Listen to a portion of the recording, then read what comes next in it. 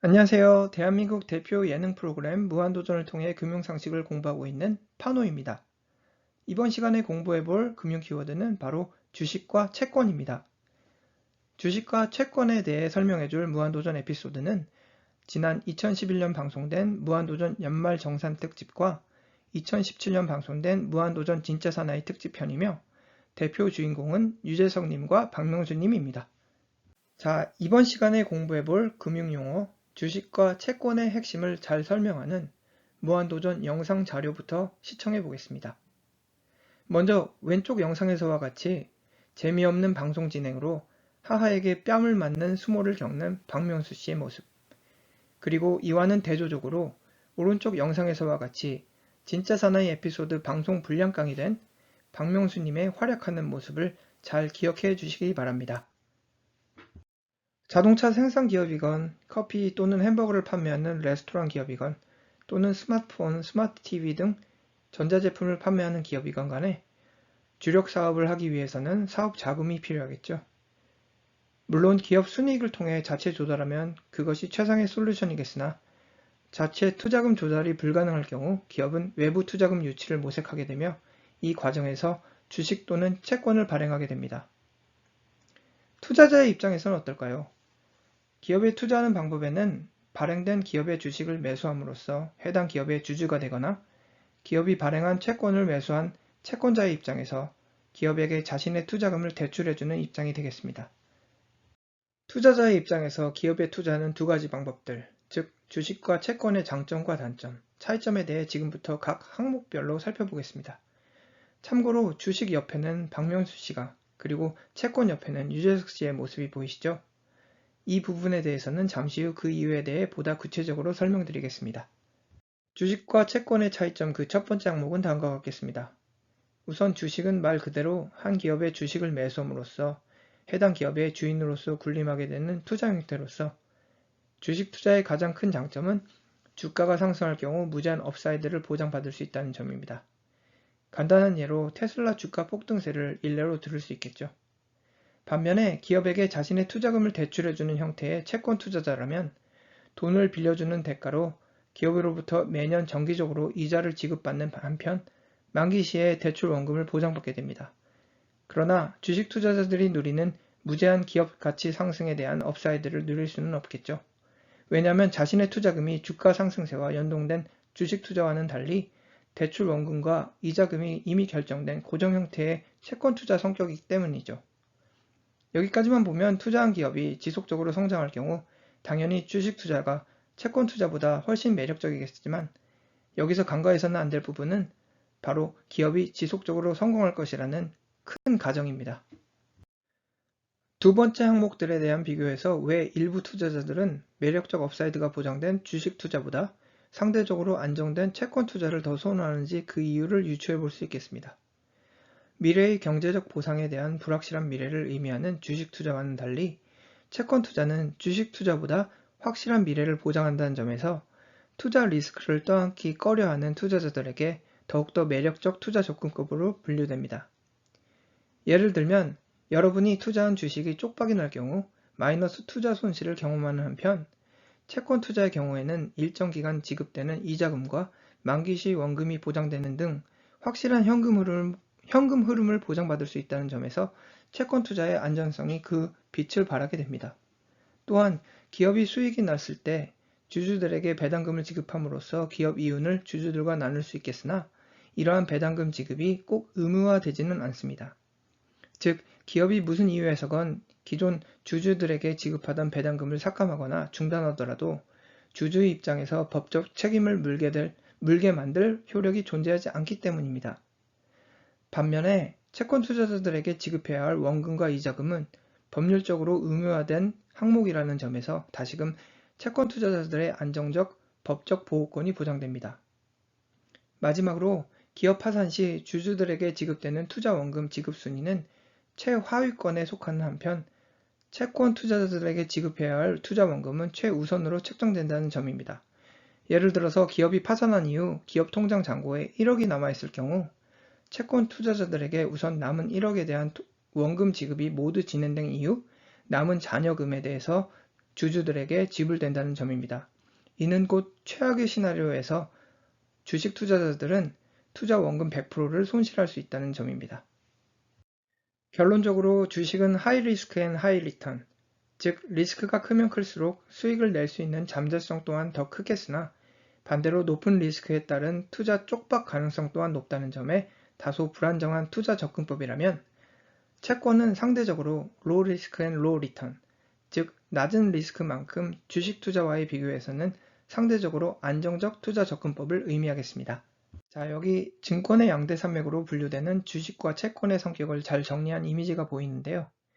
왼편의 주식은 투자 원금을 보장할 수 없기 때문에 채권보다 투자 리스크가 높은 그만큼 하이 리스크 앤 하이 리턴의 불안정한 투자 접근법이라면 오른편의 채권은 돈을 빌려주고 미리 약속된 이자를 받는 한편 만기일이 되면 투자 원금을 회수할 수 있다는 점에서 로우 리스크 앤 로우 리턴의 안정적 투자 접근법을 잘 설명해주는 이미지이겠습니다.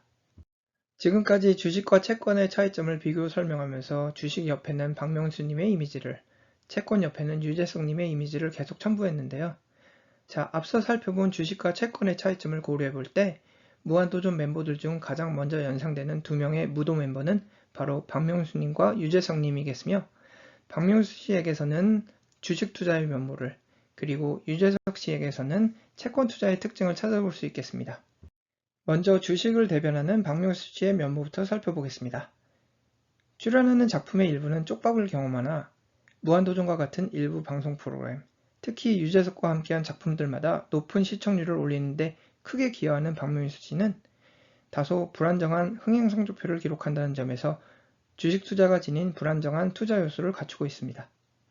그러나 무한상사 10잡스, 이산특집, 진짜 사나이 특집편들과 같이 일부 에피소드에서는 최고의 시청률을 기록하며 대박 흥행 성적을 이끌어내는 박명수 씨의 하이리스크 앤 하이리턴 면모에서 고스란히 주식 투자의 특징을 잘 살펴볼 수 있겠습니다. 반면에 유재석 씨는 무한도전, 런닝맨, 놀면 뭐하니, 해피투게더, 유퀴즈 등등 맡은 작품들마다 꾸준한 시청률을 달성하는 안정적 흥행 성적표를 입증한다는 점에서 로리스크 채권 투자 면모를 잘 찾아볼 수 있겠습니다. 주식 투자 면모를 완벽히 갖춘 명수님의 저력을 살펴볼 수 있는 몇몇 무한도전 에피소드에 대해 간략히 살펴보겠으니 가장 먼저 지난 2010년 방송된 무한도전 연말정산 특집편입니다. 자, 지금부터 여러분께서 박명수 주식을 매수한 투자자라 가정해 보겠습니다. 먼저 박명수 주식 하락 상황부터 살펴보죠. 박명수 효과가 실패한 첫 번째 사례. 방송업계 내 박명수 저격수로 잘 알려진 김성원 작가님. 무한도전 연말정산 특집편에서 직접 출연한 김성원 작가는 게스트를 불러놓고 막 소리치르는 것 하나밖에 못하는 박명수의 방송 실력을 꼬집으면서 결국 박명수의 지피지기 토크쇼는 6개월 만에 방송을 접었다는 일침을 놓게 됩니다. 박명수 주식 투자 실패 두 번째 사례. 예능감 잃은 박명수에게 정말 재미없다, 형 정신 차려요 하면서 하하로부터 뺨을 맞는가 하면 또 다른 에피소드에서는 하하에게 형 댓글 진짜 안 보는구나, 형 댓글 읽는데 내가 상처받았잖아 하면서 박명수의 형편없는 방송 성적표에 일침을 날리던 하하의 모습에서 박명수 씨의 방송 실패 사례, 즉 주식 투자의 실패 사례를 유추해 볼 수 있겠습니다. 박명수 주식 투자 실패 그 세 번째 사례는 무한도전 게시판 댓글 지분 60%를 도배한 박명수에게 경각심을 깨닫도록 집결된 무도 게시판 댓글 비상위원회 장면입니다. 방금 살펴본 세 가지 사례에서는 박명수 주식의 처참한 투자 성적표를 살펴보셨는데요. 지금부터는 주가 회복세와 함께 보기 좋게 투자 연승을 기록하는 박명수 주식 투자 성공 사례들입니다. 첫 번째 박명수 효과 성공 사례는 바로 무한도전 이산특집이겠죠.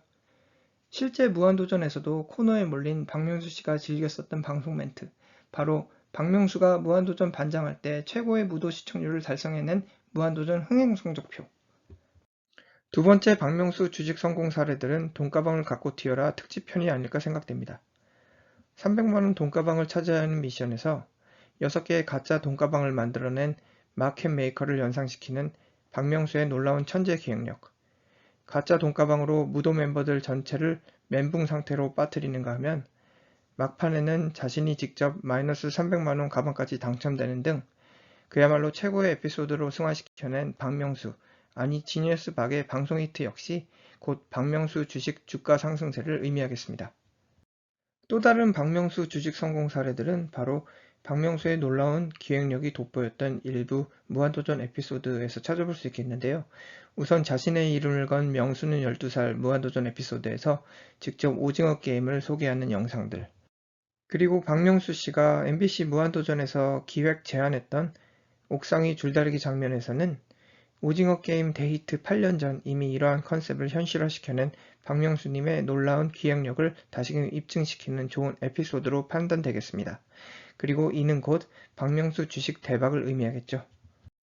그러나 앞서 살펴본 모든 사례들을 통틀어도 박명수 주식 대박 신화를 이끌어낸 대표 무한도전 에피소드는 아마도 무한도전 진짜 사나이 특집편에서 대활약하셨던 238번 훈련병 박명수라 생각됩니다. 지속적으로 꾸준하게 양호한 성과를 보여주는, 즉 별다른 폭등 폭락 없이 안정적 현금 흐름을 보장해주는 로리스크 로리턴의 유재석 씨에게서 채권의 모습이 보여진다면 망할 때는 제대로 망하겠으나 한번 대박 터뜨리면 무한 상승세를 주도하는 하이리스크 하이리턴의 박명수 씨에게서는 주식의 모습을 찾아볼 수 있겠습니다. 자, 결론입니다. 매력적 업사이드가 보장되겠으나 상대적으로 불확실한 현금 흐름에 노출되는 주식. 반면에 확실한 현금 흐름, 즉 원금과 이자금이 보장되는 채권. 유독 유재석과 함께한 작품들에서만 두각을 나타내는 불규칙 흥행 성적표의 박명수 씨에게서는 주식을, 반면에 맡은 작품들마다 꾸준한 흥행 성적, 즉 시청률을 달성해내는 유재석 씨에게서는 안정적 채권의 모습. 이제부터 투자미디어에서 주식과 채권이라는 두 가지 투자 형태를 접하신다면 꾸준히 양호한 방송 흥행 성과를 보여주는 유재석 씨의 안정된 방송 능력에서는 채권을, 그리고 반면에 망할 때는 확실히 제대로 망하겠으나 한번 대박 터뜨리면 무한 상승세를 주도하는 하이리스크 하이리턴의 박명수 씨 방송 흥행 성적표에서는 주식 투자를 유추하시기 바랍니다. 다음 시간 예고편입니다. 이번 시간에 설명드린 주식 특징을 지닌 박명수님과 채권의 유재석님을 합친 무한도전 멤버는 바로 제가 가장 좋아하는 무도 멤버 하하님.